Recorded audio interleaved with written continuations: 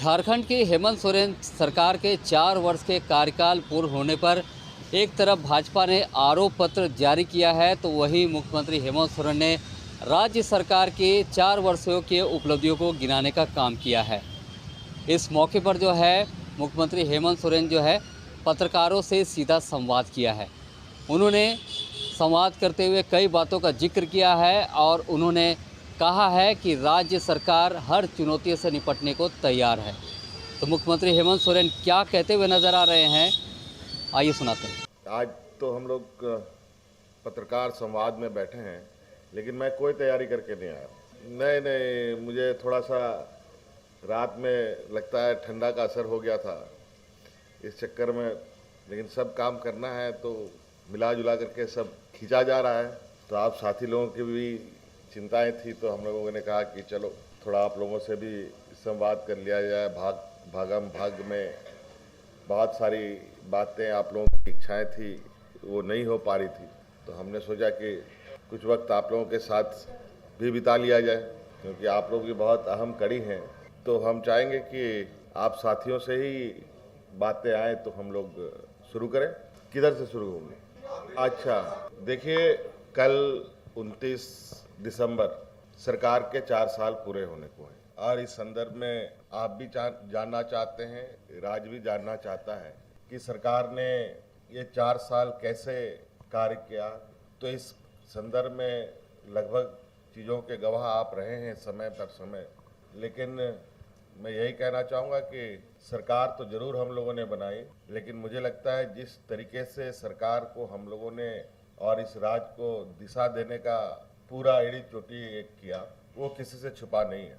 सरकार ठीक से बनी हुई नहीं थी, कोरोना महामारी आया, कोविड आया, लॉकडाउन हुआ, और चूंकि झारखंड देश का सबसे पिछड़ा राज्य है, यहाँ किसान मजदूर तबके के लोग, गरीब, पिछड़े, आदिवासी, दलित, पिछड़ा बाहुल्य राज्य है।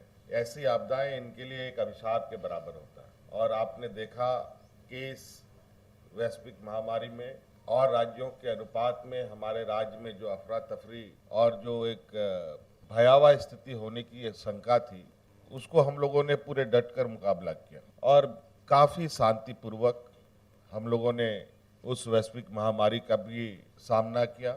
और खुशी इस बात की कि इस राज्य के गरीब, असहाय, मजदूर लोगों को भी हम लोगों ने इस वैश्विक महामारी में कुछ नहीं होने दिया, बल्कि इस चुनौती में हमारे 2 मंत्री भी शहीद हो गए। फिर जब कोविड का बादल छटने लगा, तो जैसे कि हम लोगों ने वादों के अनुरूप कि ये झारखंडियों की सरकार है, और हम लोगों ने राज्य के हर वर्ग, हर समाज को लेकर आगे बढ़ने का काम प्रारंभ किया। एक बहुत महत्वाकांक्षी योजना सरकार की रही, आपकी योजना, आपकी सरकार, आपके द्वार कार्यक्रम के माध्यम से हम लोगों ने 2021 से राज्य के अंतिम व्यक्ति तक पहुंचने का प्रयास किया, और कल ही इसकी अंतिम 2023 का पड़ाव भी खत्म होगा। देश का सबसे पिछड़ा राज्य होने के वजह से राज्य में गरीबी, पिछड़ापन, शैक्षणिक, आर्थिक, सामाजिक जो विषमताएं थी, उसको हम लोगों ने कम करने का पुरजोर कोशिश किया। आम लोगों के साथ साथ राजकर्मियों को भी संवेदनशील हम लोगों ने बनाने का प्रयास किया। एक समन्वय स्थापित करते हुए आगे बढ़ती है। लेकिन मैं जहां तक झारखंड जैसे पिछड़े राज्य को एक सहयोग की आवश्यकता है, उस अनुरूप हमें कम सहयोग मिला। उसके बावजूद हम लोगों ने अपने कदमें नहीं रोकी और निरंतर हम लोग आगे बढ़ते रहे। किसानों के लिए, मजदूरों के लिए, महिलाओं के लिए, मजदूरों के लिए, बेरोजगार युवकों के लिए, युवतियों के लिए, हर वर्ग को छूने का हम लोगों ने प्रयास, और विभिन्न योजनाओं के माध्यम से उनको जोड़ने का प्रयास किया।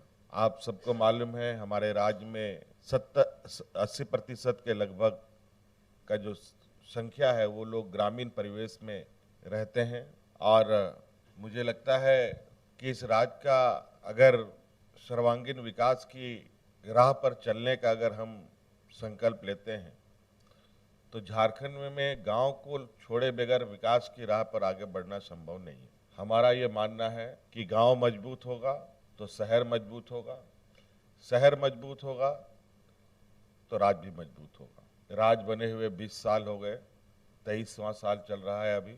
2025 में ये युवा राज्य के रूप में गिनती में आएगा। लेकिन मुझे लगता है कि इस नवजात झारखंड को पालने, पोसने, बड़ा करने का और इसको मजबूती प्रदान करने की जो जिम्मेवारी थी, जो हमारे विपक्ष के लोगों को सबसे अधिक मौका मिला। लेकिन आज ये कोई नहीं कह सकता कि आने वाले 25वें साल में झारखंड इतना मजबूत हो चुका है कि ये हर चुनौती से लड़ सकता है। आज इस झारखंड की आत्मा को, इस झारखंड के जड़ को हम लोग निरंतर प्रयासरत हैं कि जो इसमें कमियां थी या कमजोरियां थी उसको खत्म किया जाए और आगे बढ़ाया जाए। हम लोगों ने सरकार के अंग के रूप में कार्य कर रहे कर्मचारियों को भी, चाहे वो पुलिसकर्मी हो, शिक्षक हो, अनुबंध कर्मी हो, सभी को साथ में लेकर बढ़ने का काम किया है। सबके साथ मिलकर काम किया। आज हमारे राज्य के कर्मी और देश के लगभग सभी कर्मचारी अपनी पुरानी पेंशन को लेकर आए दिन चिंताओं से ग्रसित होकर सड़कों पर उतरते हैं।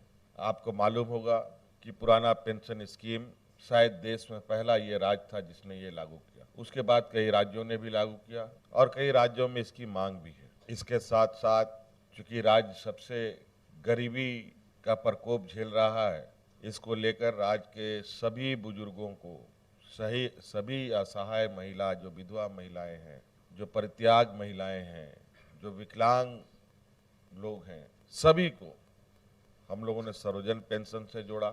मुझे लगता है कि इस राज्य की जो पहली प्राथमिकता कल जो है रांची के ऐतिहासिक मोरहाबादी मैदान में मुख्यमंत्री हेमंत सोरेन राज्य की जनता को कई बड़ी सौगातें देने जा रहे हैं। लेकिन जिस तरह से आरोप पत्र जो है भाजपा लाकर सरकार को कटघरे में खड़ा करने का काम किया है, तो वहीं मुख्यमंत्री हेमंत सोरेन ने अपने 4 साल की उपलब्धियों को गिनाने का काम किया है। रांची से मोहन कुमार, दर्शन।